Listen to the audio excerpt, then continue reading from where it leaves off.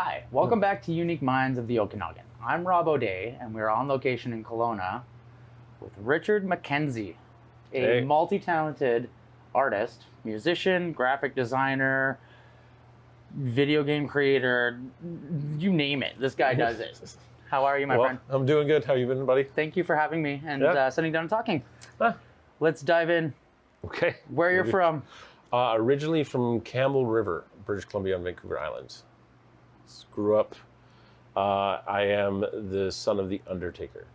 That's awesome. So I actually, for the first 5 years of my life, we lived in a funeral home. How was that? Fine. I first dead body when I was like 3, but then as I grew up, mom always worked for the funeral business and ended up, my first job was the yard guy. That's kind of crazy, for right? the funeral home, yeah. Hence, goth kid. Yeah, I was gonna say, you're definitely destined to be a goth child or a rock guy. Yeah. Campbell River, beautiful, absolutely gorgeous area. Yeah.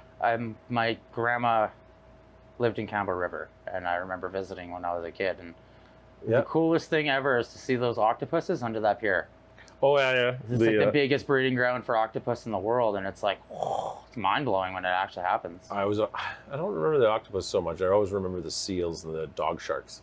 Oh yeah, like the big not walruses, but like the big those things. Yeah. No, it's a really beautiful area. How is the music scene there? Did you ever? I played in a band back there called Tight White Jacket back in the day, and it was funk metal that we did. Funk metal. Yeah, funk metal that we did, and I was just a kid, and it was funny because the scene back then when I first started was probably pretty small by many people's standards, but it was like we did have like a very alive music scene for a while. When I moved away, it exploded for a while, of course, when you leave, right? Mm-hmm. And when I moved to Kelowna, and then,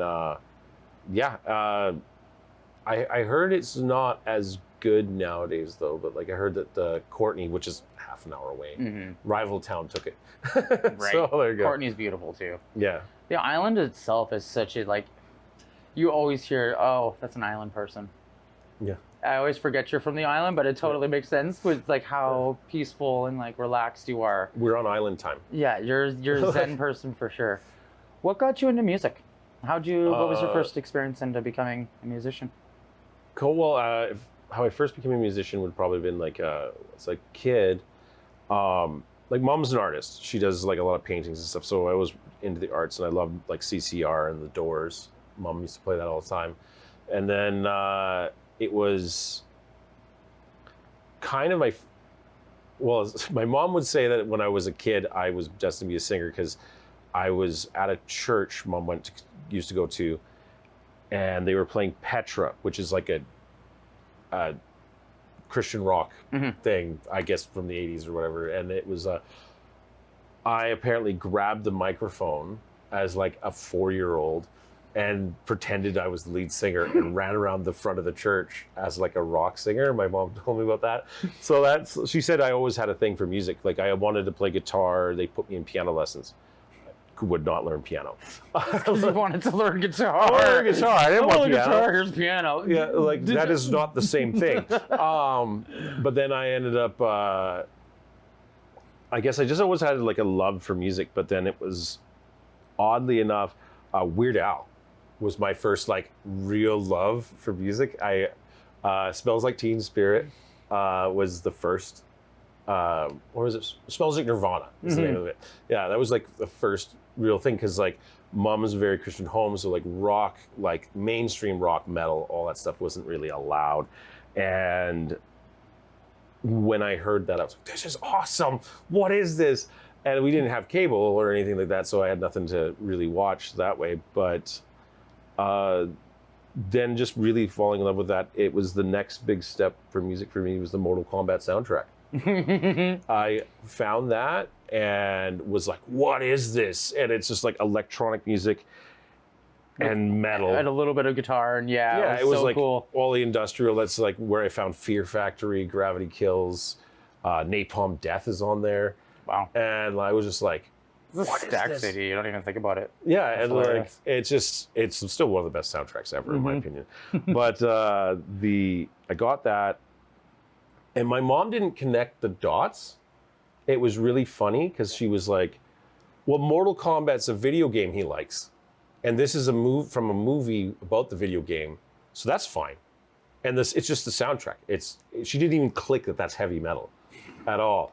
And so I got into that, and then somebody, my buddy who went to the public school, I went to a Christian school.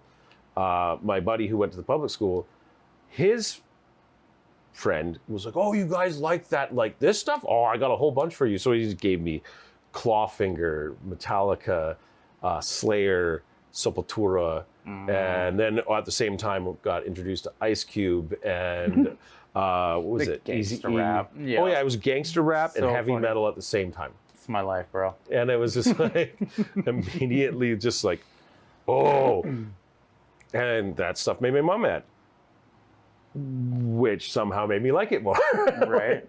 Which is funny, but you know, like I just around that time, like I was really angry too because like I had a broken home and stuff. So like, but by the time I was 15, Mom actually got me a guitar, and when I actually got my guitar, it was just I never put it down. Yeah. Like that was just my that was my baby from that point on, and then it was like. And then it was just progressing into it. And my mom came around on the music thing. She said herself, and I can pretty much quote my mom on this, was she said that she realized that the church's opinion on heavy metal and her trying to enforce that was actually putting a wedge between me and her. And she said, well, instead of just listening to what they're saying, I'm going to listen to it and see what I think. And I'll never forget the one moment when Mom actually did, because I was in my room cleaning it, and I had Iron Maiden Fear of the Dark on. And it was the live version, and I had Rock and Rio? It was on Rock and Rio. It was actually off of their Best of the Beast album, which was all their greatest hits. And I just had the CD playing. Mom had me cleaning my room, so I cleaned my room with the CD on. And I had it down, I thought, low enough that Mom wouldn't get mad. And she actually comes storming in, opens the door, and I'm like, great, I have to turn down my music. And she goes, that's awesome. I was like, I'll take out the expletive, she said, but like, she's like that. She's like, that's awesome. She's like, turn it up. And I was just, who's this? Who is this lady? You know, like, this is not my mom. My mom, she hates this. And yeah, that was the first real thing that my mom loved. She actually said when I listened to it, it was just a new version of The Doors and CCR and all that. And so she loved it. And then now my mom's favorite bands are Rammstein, Rob Zombie, and what was the other one she really, really loved? It was a power metal band. She still loves Iron Maiden. But it was another power metal that my mom loves. Yeah. That is awesome. My mom's actual birthday a couple of years back, me and a buddy actually took her to Alice Cooper and Rob Zombie. That'd be so when they're good. playing in Vancouver, and we took her there. She loved it. She That would have been such a good show. Oh, it was wicked. That's so hilarious. much stuff happening. Yeah.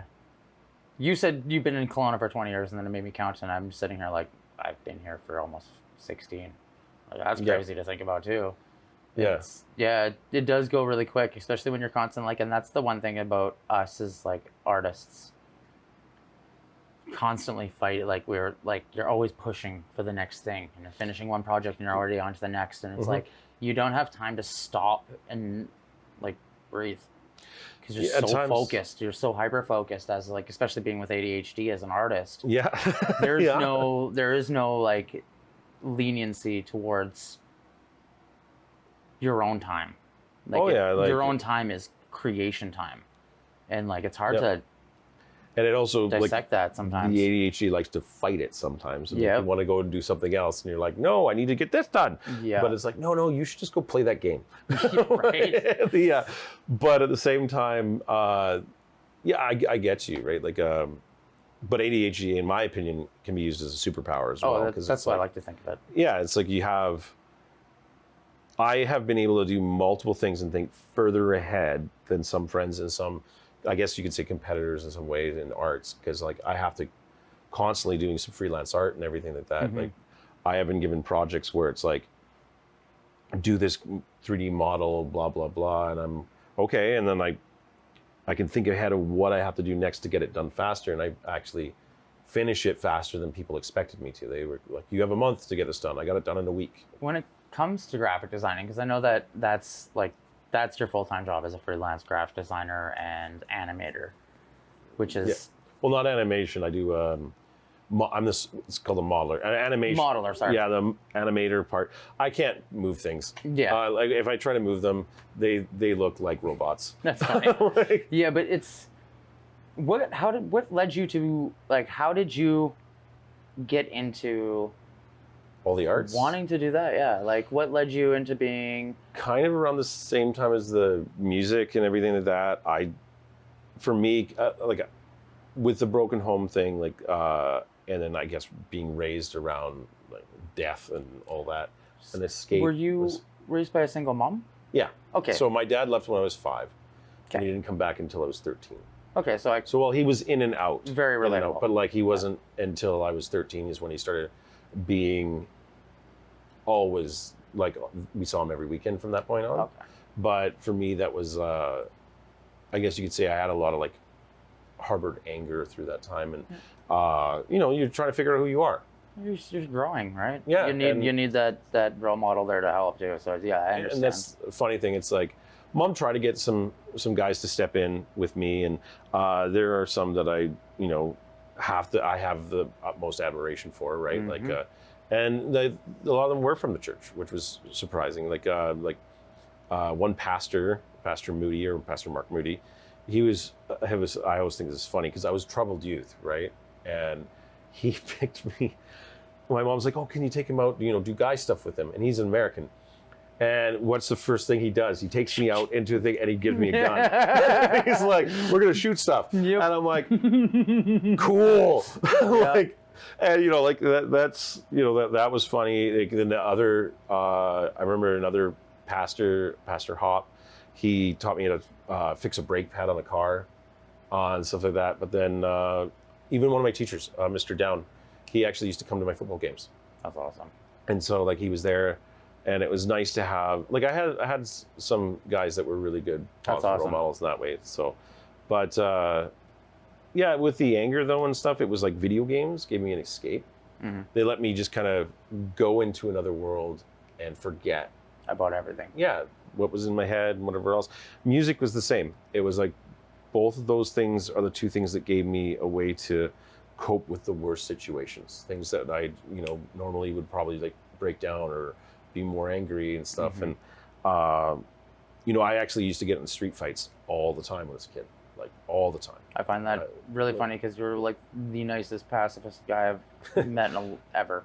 And like but I was like very angry, and I used to like pick fights with guys, or if someone looked at me wrong, I'd just slug them. And it was the guitar that finally gave me an outlet to like release that, and heavy metal. Those were my like, this gets that out in a productive way. But like gaming gave me a space to kind of just go and art and things like that. Like I released, a friend of mine actually said to me once when I stopped fighting, she actually challenged me not to fight. And she said, next time you're really angry, scribble on a page. And scribbling on a page seemed kind of dumb to me. So instead I found like Spawn, and I tried to draw Spawn, and I tried to draw comic book characters I loved, and like things like that. And so the nerdy world, I guess you could say, of like comics, video games, and music and heavy metal, because it is nerdy. I don't care. There's like a high level of nerd when you have bands that do whole albums about Lord of the Rings. Yep. Right? Yeah, I love it. I'm all for it. Yeah. Diggy diggy hole, man. Yeah. Like if you go look up that song, you'll know what I mean. But like but that's the thing. It's like, so it was a natural progression when I finally decided I wanted to go to college for something. Originally, I wanted to go to college to be a history poli-sci. Wow. And because one of my teachers who was really good to me was actually my history teacher. And Mr. Demers was really great. And Mr. Down, who was my French drama teacher and video arts teacher, he was also a history, like that was his original like major, but he ended up being the French and That's so funny. and drama teachers. So those two teachers we talk about history and stuff. They talk to me about it and teach me about it. And so when I left high school originally, I was going to be like, hey, I'll get into politics and that. And I got in a huge fight with the what do you call him? You know, the guy you have to see was it career planner or whatever. Yeah. Me and him had a huge argument, and I walked out. And then I didn't go back to school for a long time. I was like, screw it, I'll just be in a metal band.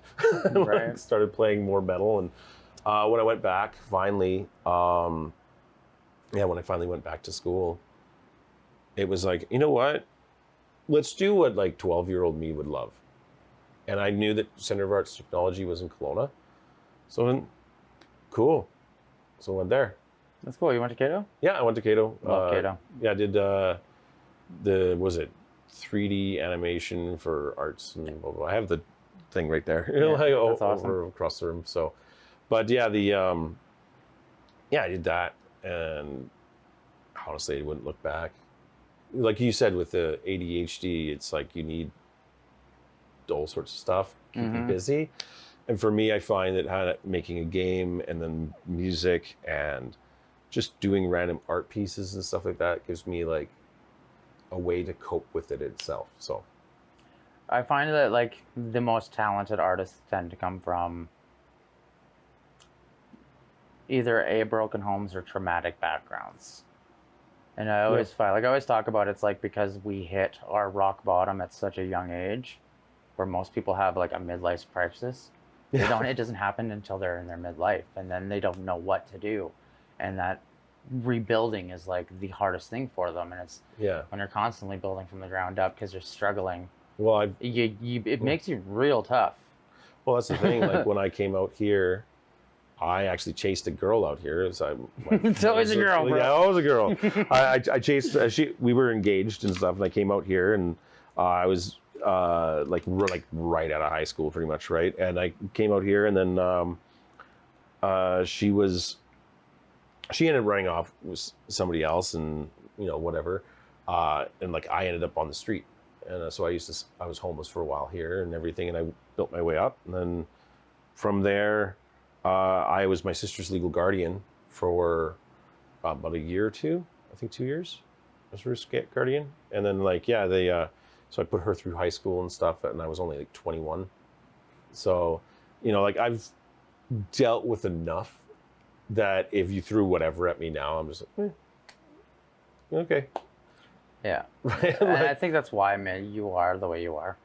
Like you're so relaxed and calm, because you're able to take the punch to the face and just smile it off, because they're used to taking shots. Oh yeah, to grow, right? Like, and I think that's what makes artists really strong, especially like being able to express yourself through people. If somebody doesn't listen to metal and doesn't understand by like playing music, it's always hard to describe why it's so like why people love it so much, or like why it's like metalheads always seem to have the same kind of personality. And it's because most of the time we are the kids who are pushed aside, forgotten, like kids. Told to be leave like you're meant to be seen, not heard. Like go do your own thing, like or parents abandoning them, or like growing up on the streets and then having to find something that is like the reason to stay. And it tends to become art. Well, that's the thing too, right? Like my mom being an artist, like that was probably her big thing. Is like she's done a lot of the paintings that are in here. Like she was really great with me. Like my sister, she didn't want to stay back home with her and listen to the rules at the time, right? But Big Brother was different, right? And that's why she ended up with me. But when you talk about like the broken home, the being pushed aside, like I was a weird kid. I like, Undertaker's son. I'm like connected to the funeral homes and stuff. I love it. I'm like, yeah, but you're a goth kid and whatever else. It was funny too, because when because I was in the Christian school with all these like pastors' kids and whatever else that were like my, whatever you call it, my peers or whatever. And when I left high school, and my sister was went to the public school at that point. My other sister, Rachel, and she's in the public school. And I remember she introduced me to, like, that's how I got in my first metal band. And she actually introduced me to, like, the other metalheads in town that I did not know existed. I'm very thankful to see that it's not, that goth is now, like, accepted, and metal is accepted, and punk kids are accepted, and it's like, that is the norm now. I think that's what I was trying to get at with, like, it be getting outside of just outsiders music, is, like, when we were young, it was very much like, you were a weird guy. Yeah. Like, I remember a guy catching me, like, walking down, I had my headphones in, and I was screaming death metal. I think it was like listening to In Flames, and, like, screaming along with it. And this guy just pulls over. He's like, "You a metalhead? Cool scream!" Like, and just like throw. I'm like, "Cool." I wasn't expecting that. Like, that was in Kelowna, and that's kind of why I started liking being here back then, because I went from not very well accepted in my hometown to accepted here. Kelowna is a magical place. Growing up, it was always almost an intimidating place because it was like, it's Kelowna. And growing up outside of Kelowna, like, being an outsider, you look at it and it's very cliquey. It can be. Because it's so big, because we're used to small towns where everyone knows everyone. Yeah. But when you're coming to a big city and there's these pockets and different pockets, it seems cliquey, but it's just, that's big city mentality. I was okay. Big city in quote, because it's still growing, but it's like in the Okanagan, in our region, we've got 250,000 people here. That's a big city to us versus Penticton, who's got like 30,000, right? So yeah. Well, and that's the thing. I think the reason that I did okay with it too is I'm quite the extrovert when it comes to humans. I'm just like, I'll just come up and tell you my life story, and there you go.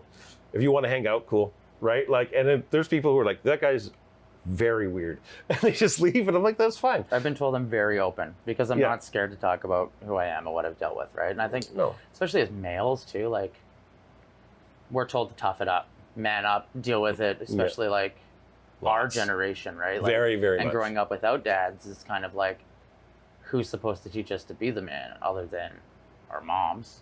Yeah. And which means our moms are now having to be like these tough, burly women, right? Who can take care of us. But it's like, I'm very thankful for being raised as like from a single mom who worked 3 jobs to take care of me, because it made me a workaholic.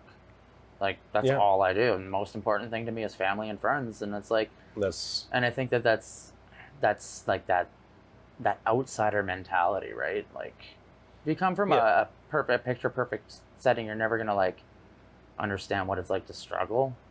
Like I said, then you hit your midlife crisis, and it's, like, impossible. And it's like, as an artist, I feel like we drive off of that.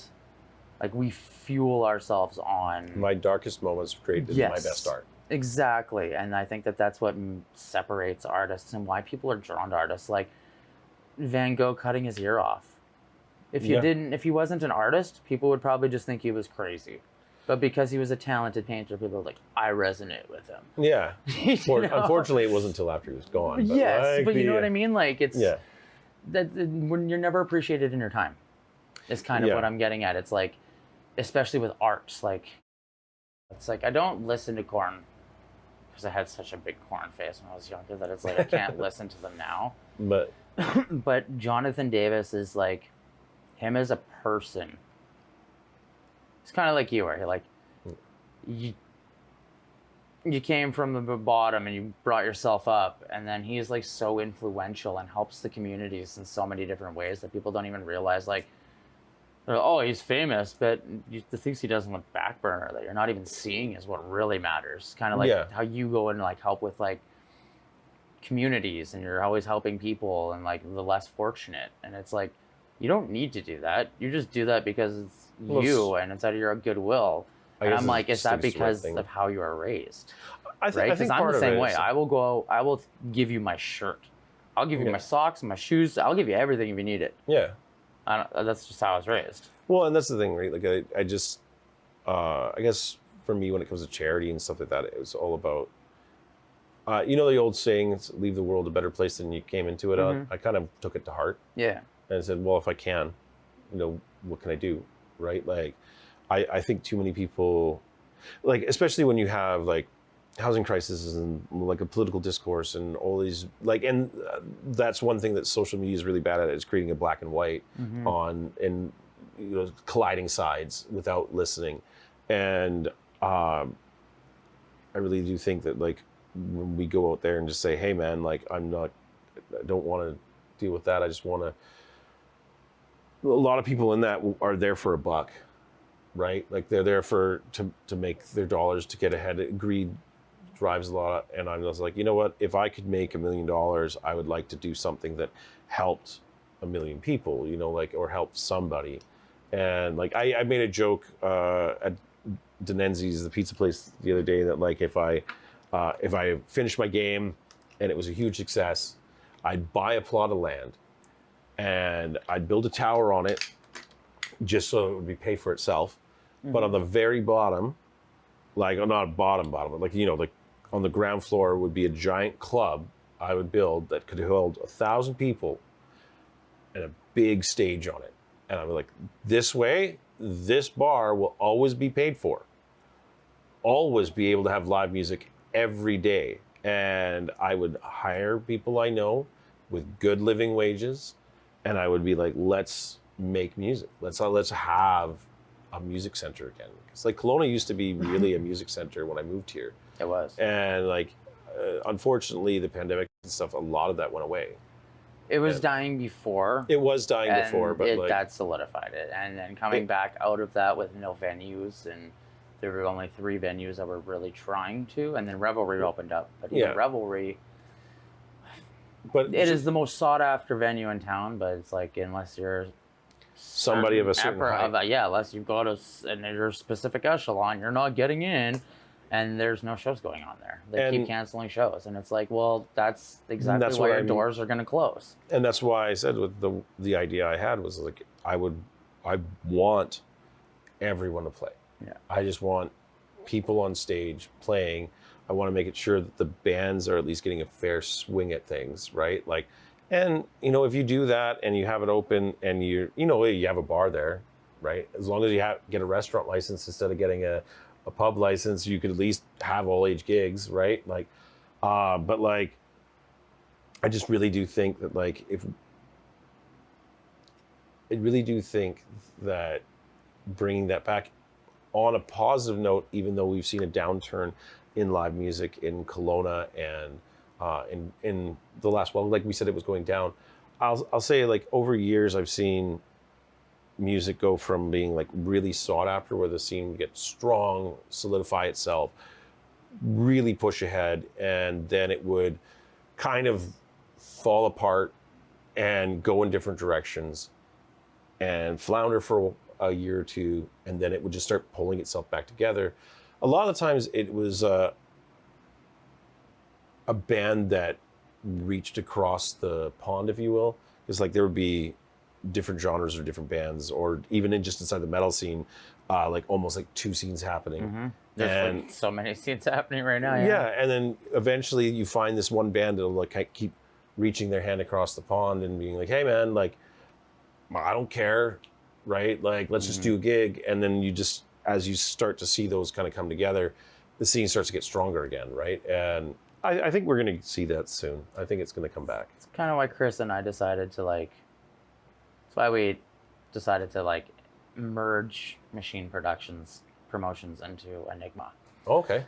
So we recently, Clancy's, the guy who, Chris from Flano, usually puts on. Okay, yeah. He's joined our team now. So now that it's, instead of having multiple promoters trying to put on shows the same day, is just work together and put on good shows together. Like, because realistically, there's what, 3-4 promoters happening in the Okanagan. There's Mayo, who's from Invisible Lawrence. You've got Jesse, you've got us, and you've got Rob. And then there's a couple other that are starting to come up now, but it's here and there, yeah. Like, there's 4 big promoters all scrapping it out for 3 venues in Kelowna.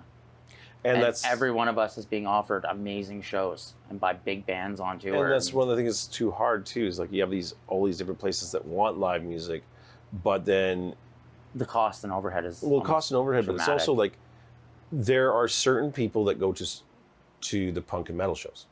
Now, if you have an EDM show here and you have a metal show here, that's not going to work. Or that doesn't matter. That doesn't matter because it's the crossover isn't as big, right? But if you have like hardcore punk and metal, well, there's going to be some pull on either side. But if you have like metal and metal, Now, which one are you going to? Yeah, if Denenzi's and Jackknife are both hosting metal At the same night? It's I'm not going out. Yeah, I'm not making that choice, bro. Well, that's the thing, though, right? Like, and it's what happens a lot of times, and it's like it's the promoters not talking to and each other. this is exactly what I've been meaning. It's like we're all fighting each other. And with what you're doing is a really good idea. Like I tried to do that years ago. I did promotions back in the day. I used to do promotions up in Rutland at a bowling alley that gave it to us for free. Yeah, I remember exactly which one. It was in Blue Heights. Yeah, Blue Heights. I used to do the shows there. I brought in like Omega Crom. I performed there. It was fun. Yeah, I brought in a bunch of different bands through there. I wasn't always a promoter for all the metal stuff. There was a few other ones that did it, but when I was doing it myself, Hellraisers were happening downtown at Level Nightclub, and with Kyle. Yeah. But I'm friends with Kyle. Yeah, Kyle's awesome. So I would call Kyle and be like, "Hey, when are you doing your next Hellraiser?" And he's like, "Oh, it's going to be on the second week this month." I'm like, "Okay, I'm doing one at the end of the month then." And he'd be like, "Cool. So you have one at the end, I have one at the beginning. We're good." And we would do that to each other just because we knew that the town was big enough for 2 shows a month, not 4 shows a weekend. With 3 venues, 2 venues. It's not. Well, it's like even when I did that big food bank show I recently did with a bunch of bands. We had a multi-genre show. Yeah. And I advertised that, posters everywhere. I went through social media like every other day, posting different pictures and whatever else, trying to really like just get people out there. And still, like, even with all of that, it still didn't end up with a ton of people showing up. It was like, but then again, I found out once again that it was like a Bass Coast tryouts or something that same night. So trying to compete with the festivals, bro, is it an entire different demon. And that was the thing. It was like, but that's the thing though. It's like, we still did great for the food bank, in my opinion, but it wasn't the turnout I was hoping for, especially when you saw the movement. But again, like a lot of the stuff on social media, I'd look at the analytics of it and I'd be like, this is really weird. It's not reaching. And then I'd pay for some of them to reach. And the funniest thing I heard from multiple friends was like, dude, I saw your ad, and it was people who already knew. And I was like, so I just paid for you to see it again. I'm like, but the old guerrilla tactics, I do think maybe might find a way back. They already are. Because it's just, We just flyered Penticton. Yeah. Our street team just went through and just did Penticton, and they've got tickets and stuff, and it's people don't want to do online anymore. Well, I asked on a post, would you rather physical tickets, pay for convenience online? And every single person said physical. Really? I would rather have physical tickets. Even if it's a small show, something physical. We're just so digital that everything's lacking now. There was a weird thing. I actually found the opposite with the food bank show. I couldn't get a physical ticket sold. The thing is, it's hard to get physical tickets out unless you have people who are willing to push them. You have to have somebody who's willing to push it, right? That's actually, I think that's the biggest issue too, is like if you have them in a place, unless someone comes in and asks for them, you're not pulling them out. No. And so that becomes, I think, another issue with the whole thing is finding venues like, because where the tickets did sell, it was people who were pushing them. It was like my buddy Matt from Denenzi's, Matt Ellis. He's awesome. He was like pushing those constantly, and we didn't get a lot from there, but we did the most tickets, physical tickets sold were from him. Yeah. So the, and there was a lot of help with that show. Like, Opus Art Supplies helped with that, and great artists that were there. When you're dealing with competing against a festival in the Okanagan, Nelson, they don't even book shows during the summer. Oh, I bet. No venue will book a show. Maybe a couple, the Royal will book some. Yeah. But even when we played, we were playing on Shambhala weekend, and we didn't even think about that when we were booking it, or you always have to think ahead. Oh no, it wasn't Shambhala. It was Bass Coast and what's the big one in Alberta? Stampede. Oh. It was the Stampede in Alberta and Bass Coast on the same day we were playing. Yeah, so it's it's definitely hard to navigate how to, and this is another thing when you've got so many promoters, not just Kelowna, but BC alone, so much disconnect, and that's where it's like I start to want to pull my hair out because I'm like, Community-based, guys. Community. Well, Work that's together. one of the reasons, like Kelson and I, King Kelson, Yes. was performing at the Food Bank show. One of the biggest reasons I think we did the reach out between the two of us, like we're friends, right? Like old friends, and we're chatting about doing a show, and we said, wouldn't it be fun to try to do a show together and just do a variety act? And we ended up putting this whole big variety thing together. And one of the ideas we had was, wouldn't it be neat to kind of pull those together? It's like you play in a metal band and you do hip hop as well. I also do acoustic stuff that nobody really knows about. I just don't talk about. Yeah, and then there you go. I play 14 instruments. There you go. Right? Like, I didn't know it was 14. Yeah, dude, I can play so many different instruments, and they're all different. Yeah, and crazy types, and And that's the thing, though, right? Like we don't just love metal. Like I love music. Yeah, we love music, right? Yeah. Like, and I love it. Like, I can't rap. I would never try. I have tried. It was bad. Yeah. I mean, I don't say I'm like a good rapper. I can say things really fast, and people seem to like it. Well, there you go, right? Like, but I mean, like, with there's some overlap, I think, between scenes that people just ignore. And one of the things I kind of wanted to do as a prototype with that show was like, hey, can we actually have these other worlds come together and enjoy a night together? You can put anything together. Music has no limits. That's one thing I think it would be kind of more fun in the future is metal shows. Like, I love, and it's me, I love metal to no end, and I'll go to see as many metal bands as I can.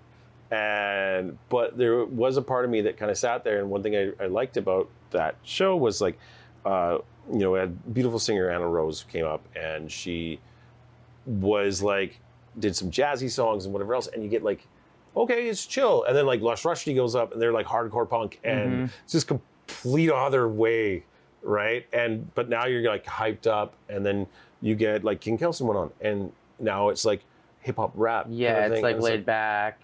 And then you go to bap. Oldguard, and we're metal, and we're just up there. We went for one of our heavier sets that we've done too, and we hammered through there and ended up with like Crystal Gem doing like this like ethereal dubstep. It was really cool. And the I just really liked how like I didn't get bored of anybody.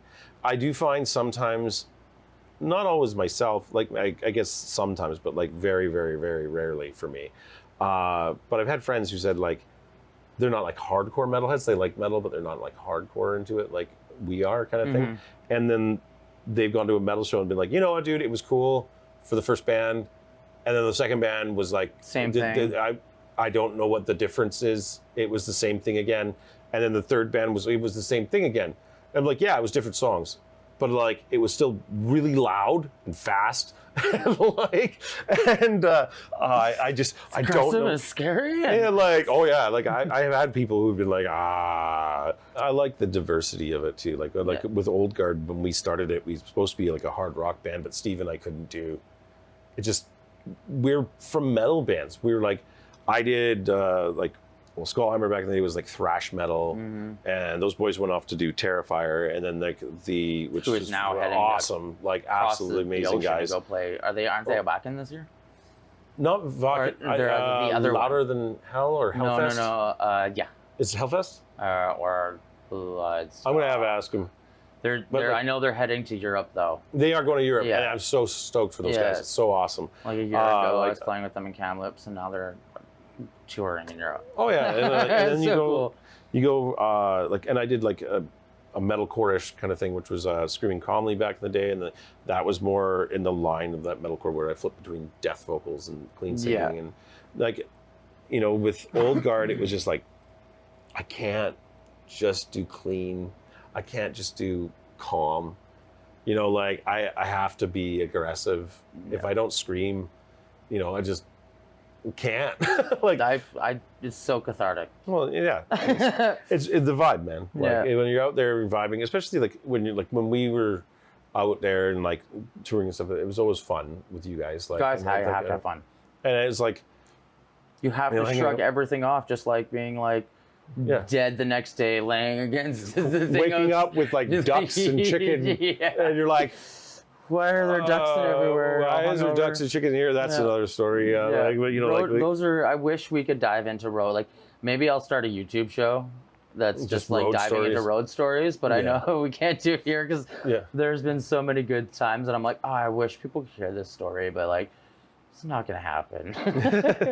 But we like, you know, that's the thing though. Like, I also said musicians are the only people who lug $10,000 worth of gear Easy. across a province to play for $20 Or a high five. or a high five. And That's a beer. happened.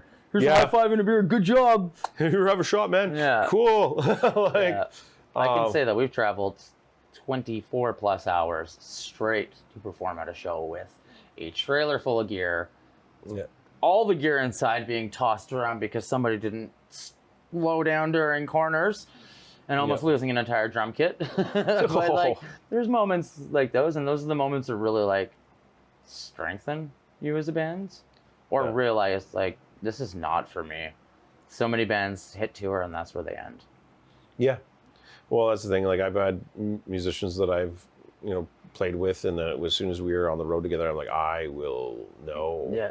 Just know. I've lost like, best friends being on the road and touring, just because it was like the dynamic when you're writing music and you're performing music is one thing, but when you're stuck in a vehicle together for 16 plus hours with no showers, no food, no stopping to even go to the washroom because you have to make it there for sound check. Mm-hmm.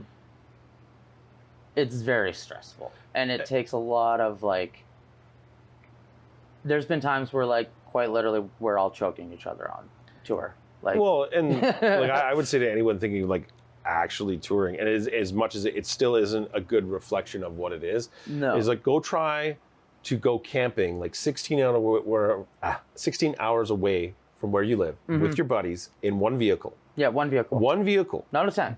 Sitting in the car. A bunch of you all go up. You're going to camp there for a week. You can have your camps or whatever, your own tent or whatever, but like you're all going to go up to the same place in one vehicle. Now go camp there for 1 week together. And when you come back, if you all still love each other, you be in a band. Be in a band. You can be in a band. Well, you can be in a band. You're okay. Yeah. Right? But if you go and you are trying to kill each other within a day, it is very unlikely that you will last very long as a band. There are exceptions. But I will say it's like very likely that horrible things will happen at some point. Yeah, you realize what really matters, like, on the road. But like the thing is though, like I will say it's like doing it because we love it. If we could live off of, like you said, that's enough. Like that's why when I got into doing like graphic art and 3D models mainly and level design for video games, it was, I just love what I do, right? Like I worked for the Royal Canadian Navy for a while doing different projects for them, which I'm not going to name, but like it's so like, cool. But like, you know, working for them, it's like that was so technical and so had to be precise. Whereas then I have the next project, which is like, build me this monster with needles for hands. It's like, oh, cool, right? Like, sure. And then like you start, you know, you work with an art lead and you build this, and it's just like you build friendships, you build, but you also learn, and you're always getting better at what you do. And that's what I really love about like the art world and creating something, even for bands. Like if I'm doing something for another band, I'm stoked because I'm going to put all my heart into it, because I'm like, but I'm going to pick that band's brain on what they want or who they are or whatever else. You know, I did a banner for Lush Rusty. That was a bit more on a whim, but I knew that like our main hangout for that band is Denenzi's. Oh yeah. And like Denenzi's Pizza. And then bro. Yeah, like, and their pieces are legendary. Oh yeah, no, there's a specific way to eat Denenzi's pizza. Like there is a specific way to. It's not. It's the Dunny way. Yeah. But yeah, like it's just like with you know, like I knew that was their hangout. I knew that their mascot was done in that noodle arm 1920 Steamboat Mickey kind of style. Yeah. So, and they're punk rock. So I said, well, what can I do? So I drew a banner in the 1920s style, and I made sure it had that, you know, like punk rock Mickey and Goofy kind of looking characters, and you know, put all that around them. because it was, and I literally spent my day just making that, and I loved every moment of it because it was like, I just wanted them to see it. I didn't know if they were gonna like it or not. Yeah. But I said it to them, and they loved it. Now they have it as a giant banner. That's so funny. And it's like that's was the biggest compliment I could have ever gotten was seeing that. But the you know, I think music's a similar thing because it's art, right? You get better at it. You well, not always, but like but you know, like you progress. You learn new things. It's constantly evolving. I think the thing I can't do, why I can't sit in construction a lot of times, is because I did glazing for a while when I was younger, and it was like, but I did it for manufacturer, and it was like, build this window, okay, and it was same thing over and over again, repetition, and I just like, it became mindless, and I just mindless same tasks. My ADHD brain just goes over here. Yeah, I'm the same way.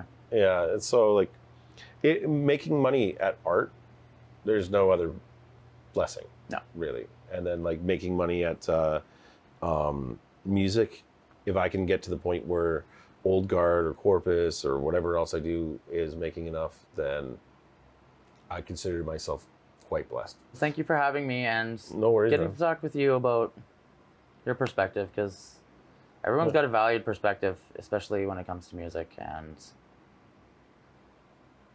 when you're in it, it's a lot easier to see than when you're kind of just like, that outside perspective is like, oh, well, the music scene in Kelowna is okay.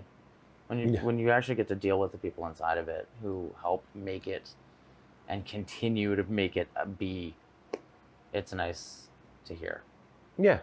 So and like we said earlier too, it's nice to see, be an inspiration for those behind you. Exactly. Right? Like, we got to push the next generation. So. Oh yeah, I'm looking forward to seeing it. Me too. When I'm super gray. Me too. Like, I'm already getting there. Yeah, well, I'm already there, and I'll have my wheelchair one day. I'll just wheel in, and hopefully they'll raise me up like the pictures. Yes. We'll catch you guys next time.